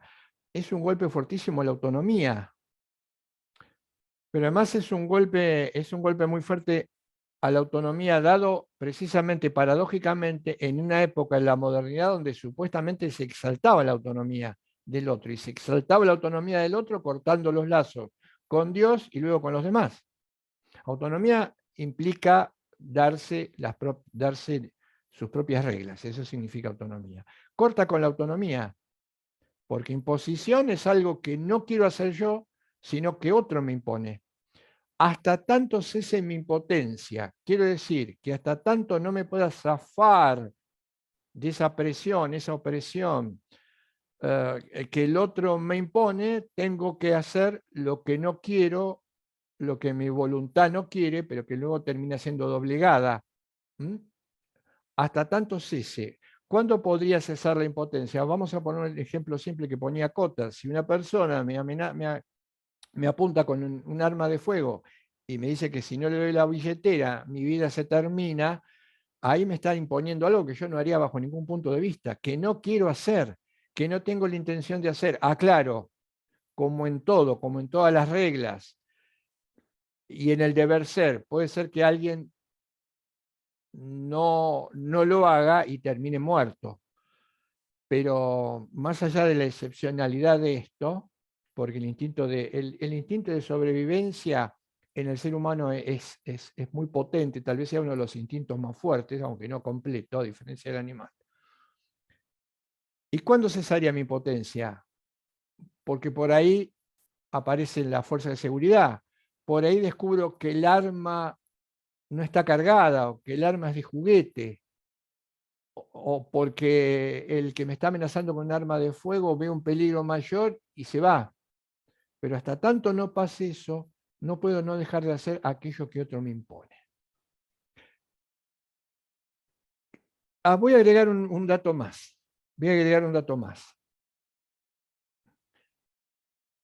Se dice que los seres humanos somos seres racionales. No hay ningún lugar a dudas en ello. Sí cuestionamos la idea de racionalidad que proponían los modernos, que era una mera racionalidad instrumental y no una racionalidad práctica. Pero se dice que somos seres racionales. Luego podríamos hacernos la siguiente pregunta. Seres racionales implica que me propongo determinados objetivos y que elijo, aún a riesgo de equivocarme, aquellos medios que me parece que son los más eficientes para conseguir ese objetivo con el menor gasto de energía, lo que fuera. Esa sería la idea de racionalidad instrumental. ¿Mm? Y además podría agregarle, el objetivo, en última instancia, es una finalidad que se corresponde con una decisión propia. Considero que ese fin a alcanzar es valioso. Una de las notas que algunos utilizan para cuestionar el derecho, yo diría para cuestionar, aunque no lo identifican como tal, el derecho positivo, es la siguiente: ¿cómo explicamos o cómo justificamos que un ser humano que es autónomo de por sí elige sus medios y sus fines, ante el derecho tenga que actuar posponiendo su elección respecto de sus medios y de sus fines, siguiendo la voluntad de otro? Muchos dicen, si esto fuese así, entonces el ser humano no sería racional, porque seguir los lineamientos de otro ya implica perder la autonomía. Y esto es como una especie de desafío. ¿Mm? ¿Somos racionales o no somos racionales? Porque además otro dato que se incorporaría en el análisis: no tengo tiempo de pensar si lo que el derecho me pide o me exige me conviene, término amplio. Tengo que obrar. El derecho no me dice, váyase a su casa, vuelva dentro de 2 meses, reflexione y decida si lo tiene que cumplir o no. El derecho me exige. Pero desde el ángulo de la imposición, no solamente no que me exige, me impone, no me deja otra alternativa. Yo no puedo valorar si es mejor mi comportamiento que el derecho me propone, porque se me impone. ¿Perderíamos autonomía? ¿Seguiríamos siendo autónomos irracionales? Si se trata de la imposición, diría que no. La mayoría de los pensadores o filósofos del derecho contemporáneos, cuando trabajan esta cuestión, dicen, si el derecho fuese imposición o si la obligatoriedad disfrazada de imposición tuviese esto, no seríamos racionales. Ahora, hay una manera de esquivar si se quiere, esta especie de encerrona. Insisto, repito, quiero ser claro: si tengo que seguir una regla que otro elaboró y no puedo analizar todas las cosas y decir, no, actúo como yo quiero, no sigo la regla, sino que no tengo otro remedio que seguir la regla, esto es pérdida de autonomía, comportamiento irracional. Sería un comportamiento irracional si yo no puedo analizar aquello que se me pide. Porque si la regla dijese, inventemos, ¿no? Como si fuese un juego. Usted, para llegar al trabajo y no perderlo, tendrá que llegar no caminando sobre sus pies, sino sobre sus manos. Que esto se me imponga. Esto es a todas luces irracional. Pero si se me impone, no puedo no dejar de hacerlo. Por ejemplo, ¿cuál sería la sanción? Perder el trabajo. El ejemplo es disparatado, pero hay muchísimos ejemplos reales que no tienen nada disparatado y que vienen de la mano de estas características. Hay que plantear, ¿es racional o es irracional?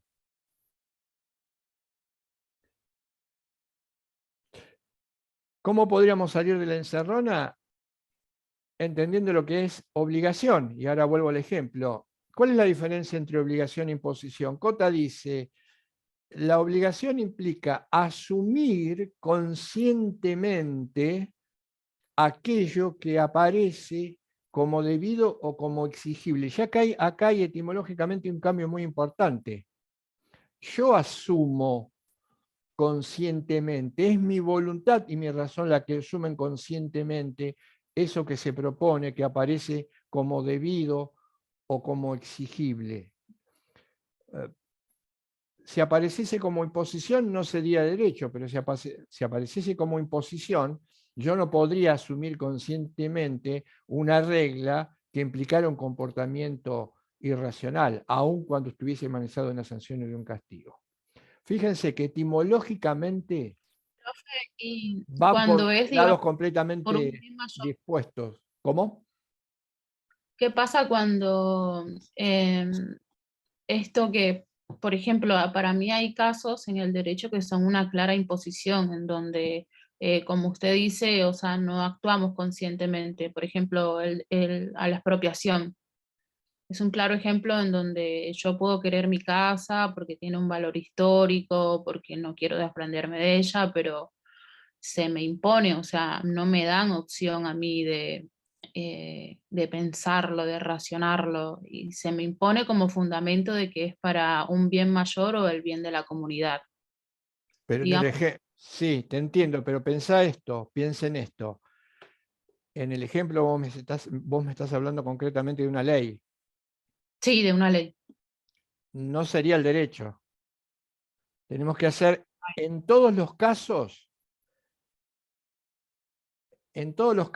tenemos que hacer una distinción entre el derecho y la regla, que se supone implica o debe ser una buena traducción del derecho.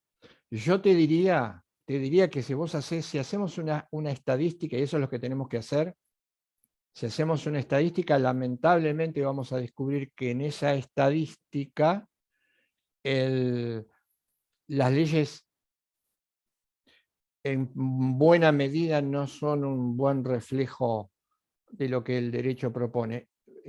Diría, podría ser en este caso, habría que discutirlo o no, pero no es el derecho. Ese es el problema. Si vos impones algo y lo impones en nombre del derecho y simplemente es una reglamentación que te impone algo, diría, si parafraseara a Héctor, diría, es algo que se presenta obligatoriamente de una manera falsa. Eso no es obligatorio, eso es impositivo. Pero lo que yo quiero que ustedes piensen es que la aceptación de esto implica no pensarnos como seres autónomos. Implica actuar, si se quiere, de manera irracional, porque, insisto, y esto ya lo decían los modernos, racional implica en cada uno de nosotros poder decidir cuáles son los objetivos, los medios y los fines. Esto nos hace autónomos, aunque la autonomía es algo que tiene que ver o que se aprende en función de la convivencia con otros. Pero si resulta que yo lo que tengo que hacer no lo decido, no es mi voluntad la que me pone en camino, sino que se me impone, pero se me impone no es que se me aconseja o se me muestra como si se tratara de la compra de pintura, un muestrario con varias opciones. No, se me dice, haga esto, y si no hace esto, se lo castiga. Pongamos este ejemplo, es muy parecido al adiestramiento de una mascota, de un perro. No le puedo explicar, sugerir, decirle al perro que él tiene que descubrir que conforme su propia estructura y naturaleza, seguir los dictados del dueño es mejor que guiarse por el instinto, porque no lo entiende, no lo entendería. Entonces, lo tengo que adiestrar. ¿Qué implica adiestrar? Adiestrar implica internalizarle la obediencia. ¿Qué significa internalizar la obediencia? Estímulo-respuesta. ¿Cómo se entrena a una mascota? Internalizándole la obediencia, que haga lo que yo quiero que haga. ¿Y esto cómo lo consigo en una mascota, en un animal, en un perro? Trabajando el estímulo y la respuesta. Es muy sencillo. Si quiero que mi mascota levante la pata para congraciarme con las visitas, fíjate cómo mi mascota levanta la pata, ver la patita. Para hacer esto, previamente tengo que pasar por un arduo sistema de aprendizaje, en donde es inevitable que aparezca el premio y el castigo. El premio y el castigo implica al entrenar el perro, ofrecerle algo a cambio gritarle, incluso muchas veces hasta de golpearlo. ¿Esto por qué? Porque en algún momento el perro va a asociar que ante determinado estímulo tiene que ofrecer cierta respuesta y que la respuesta viene con un comportamiento del dueño amigable. Todo esto de una manera antropocéntrica, ¿no? Proyectando lo que, sin mucho margen de error, lo que el perro hace o podría hacer.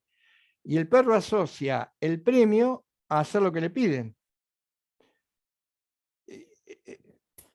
La cuestión sería, todos estos sistemas, toda esta perspectiva del derecho, como ayer decíamos que todavía sigue vigente, equiparan al hombre con un animal.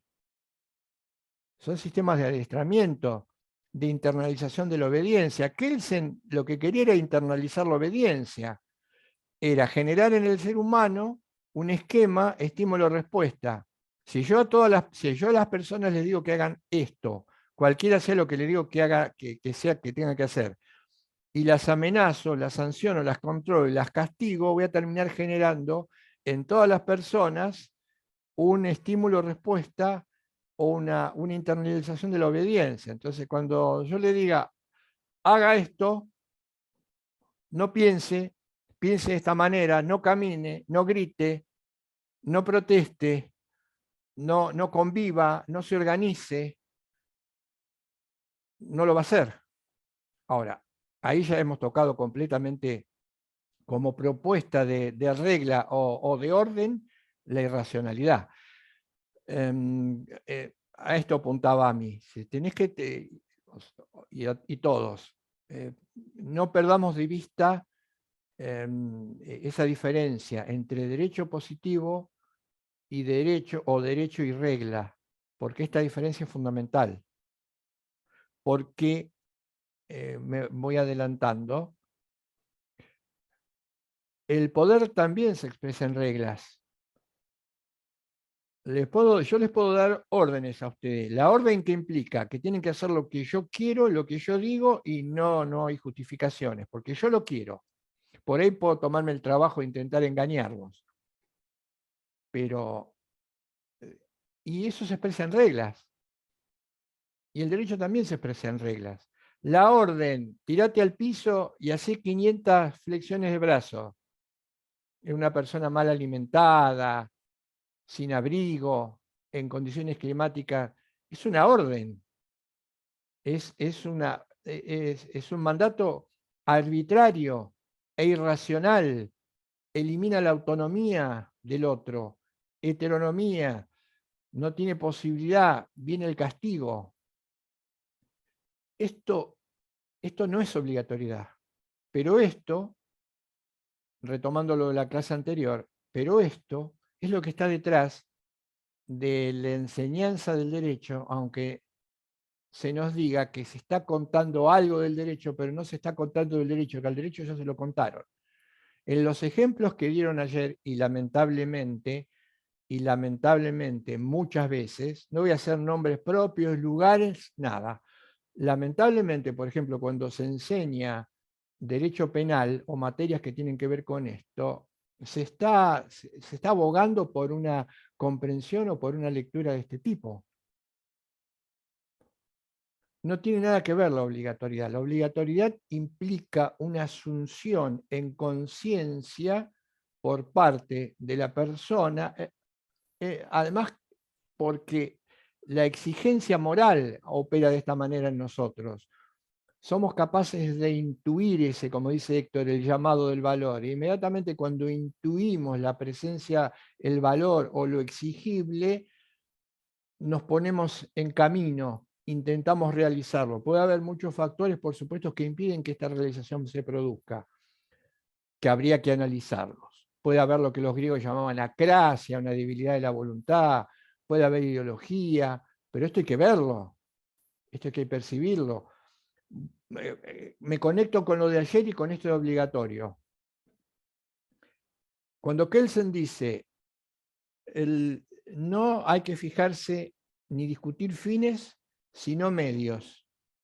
y él dice, en una comunidad, la comunidad, a través de quien lo representa, de sus órganos representativos, decide qué medios utilizar para alcanzar esos fines. La pregunta sería, discutamos los fines antes de buscar los medios. ¿Qué es lo que tenemos que discutir en los fines? Si son racionales, si no se chocan con la dignidad del hombre, si no hay arbitrariedad, si alcanza a todos. Kelsen dice, no, de ninguna manera no se pueden discutir los fines, no tenemos capacidad para discutir los fines. Discutamos, y eso es muchísimo y esencial, los medios.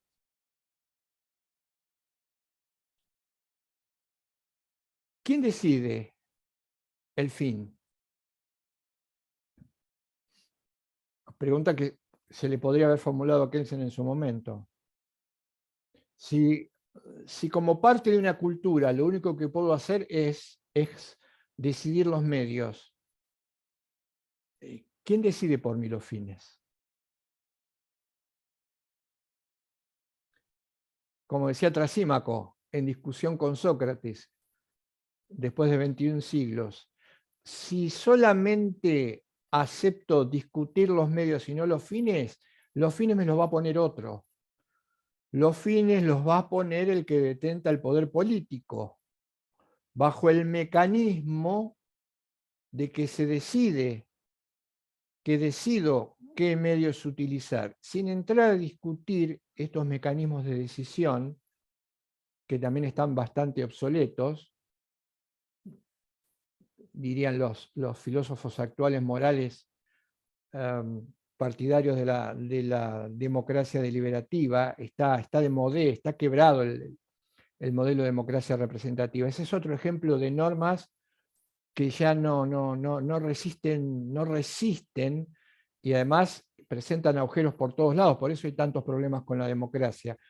Y por eso lo puntualizo nada más, ¿no? Por eso los científicos sociales de esta parte del mundo del continente afrontan un desafío muy importante, que puede ser el desafío que afronten ustedes mañana.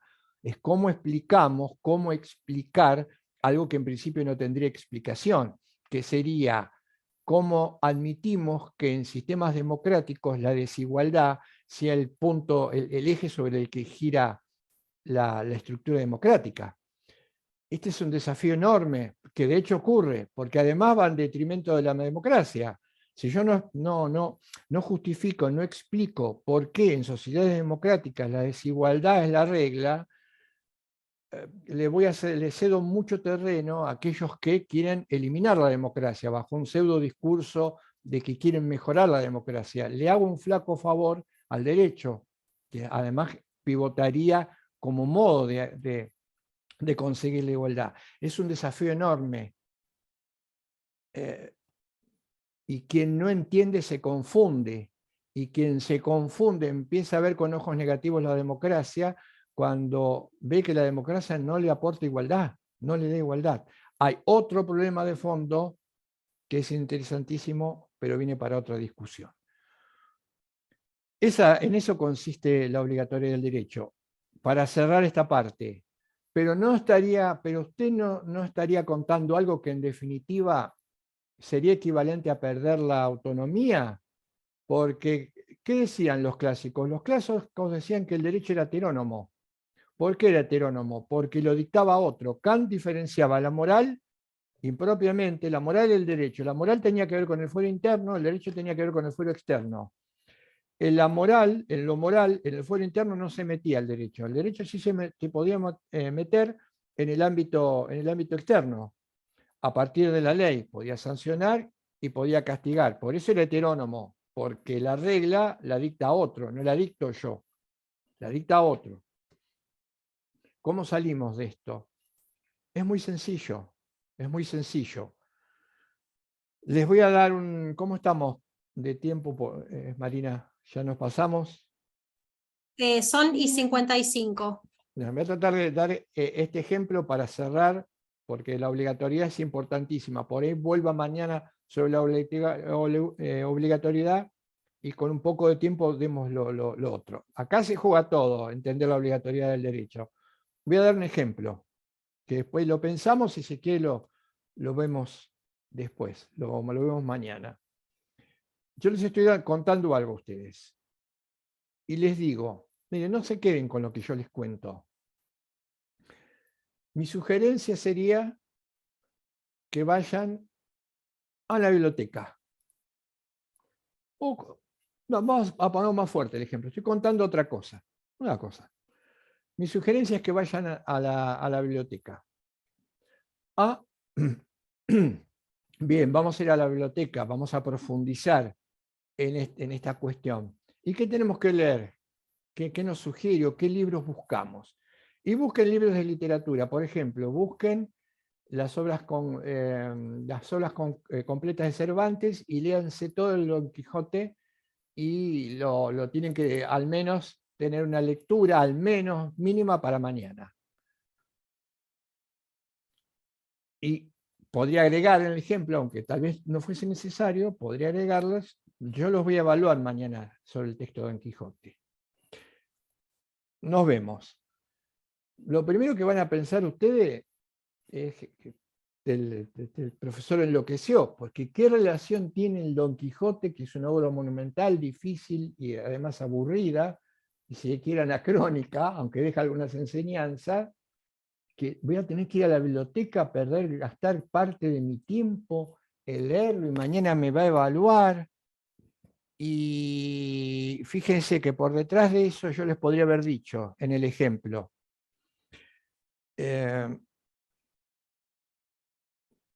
hice una estadística, se las comento simplemente, me acordé ahora, hice una estadística. Como estadística es una simple descripción. Ustedes saben que de la totalidad de alumnos en los cursos de los últimos 2 años, que llega a 400, el número que aprobó era importante, pero el dato estadístico es que los que no aprobaron no leyeron el Don Quijote, pero es un dato estadístico, no sé para qué lo traje a colación.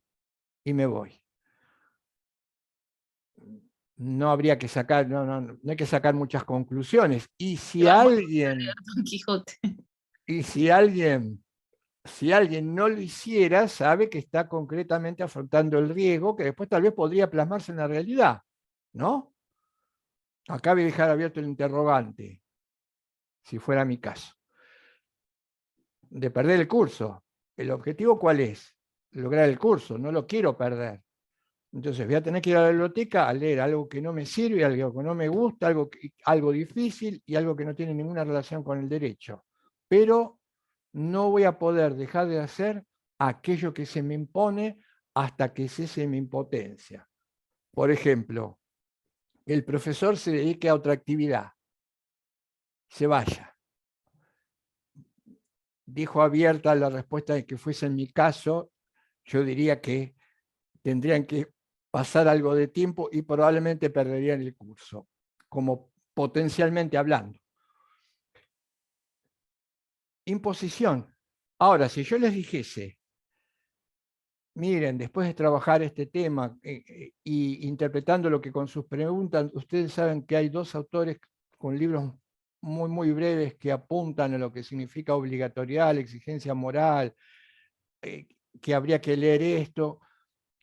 Háganlos, los sugiero, pierdan un poquito de tiempo, si les parece. Y que alguno, vamos a poner un ejemplo ultra optimista, yo creo en ustedes, son 60 o 58, yo estoy convencido que los 58 van a ir a la biblioteca, van a buscar ese texto, van a leer, más allá de que por ahí pierdan tiempo, les coincida con el horario. ¿Y qué puede pasar? Empiezan a leer el texto, mirá qué interesante, venlo, mirá qué bien, ahora entiendo esto otro, ahora esto no lo había visto, esto yo lo había pensado, no tuve, y empiezan a incorporar algo que les sirve, descubren que eso que se les sugirió tiene que ver con su propio desarrollo. ¿Y qué podría pasar con una lectura optimista? Apuesto a que ustedes a partir de ahí generarían un hábito que es investigar, leer más textos, leer otros textos y ya entrecomilladamente no perder tiempo en la biblioteca, porque descubren que esto tiene que ver con su propia formación, se sienten plenos, entusiastas, estoy aprendiendo, y empieza como una especie de espiral que tiene que ver con que me quiero formar de la mejor manera y descubro que esto me ayuda, y de no hacerlo quedaría simplemente con alguna que otra idea. Ahí está la obligación. ¿Quién les dijo que fueran a la biblioteca? ¿Quién les dijo? Yo les dije. No fue una idea que nació en ustedes. ¿Habría heteronomía? No, no hay heteronomía, porque en definitiva, lo que yo les sugiero, ustedes descubren que tiene que ver con su propia condición, viene exigido por su propio deseo de realizarse. Entonces ya la heteronomía se fue. Son ustedes mismos los que asumen conscientemente que formarse bien, es el mejor camino para ejercer luego el derecho con plenitud. ¿Ven la diferencia? Claramente en el primer caso lo que les pedí era arbitrario, no tenía ninguna conexión con ustedes e era irracional, y es irracional que cumplan esa orden, plagado, cargada de heteronomía. En el segundo caso, no, no es heterónomo. Lo sugiero, soy autónomo y ustedes descubren que su propia realidad, su propia condición de alumno se los exige y se ponen en marcha.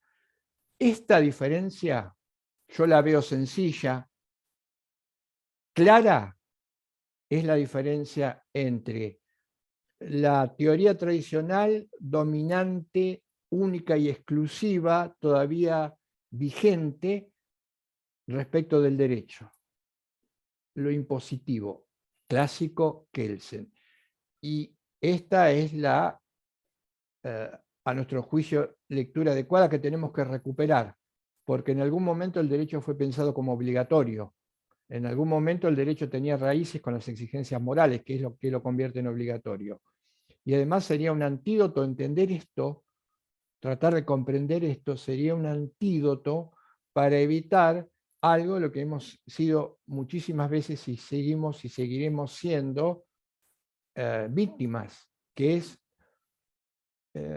actuar sin descubrir que estamos actuando de la manera en cómo se internalizó la obediencia a nosotros mismos. Y esto es difícil de descubrir. Kelsen, cierro con esto, Kelsen decía, cuando se le preguntaba qué era una norma jurídica, ¿qué es una norma jurídica? Kelsen decía, una norma jurídica es un acto de voluntad, no usa la palabra razón, es un acto de voluntad dirigido a inducir el comportamiento de otro. Es lo que hacen los que entrenan perros. Si se quiere, olvidemos voluntad o pongamos estímulo y respuesta. Inducir implica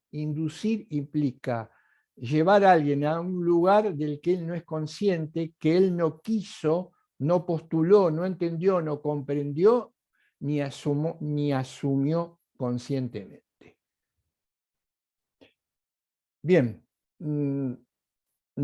mañana seguimos con el análisis del derecho y de la obligatoriedad, de algunas características que nos faltan, y entraríamos en evolución y permanencia.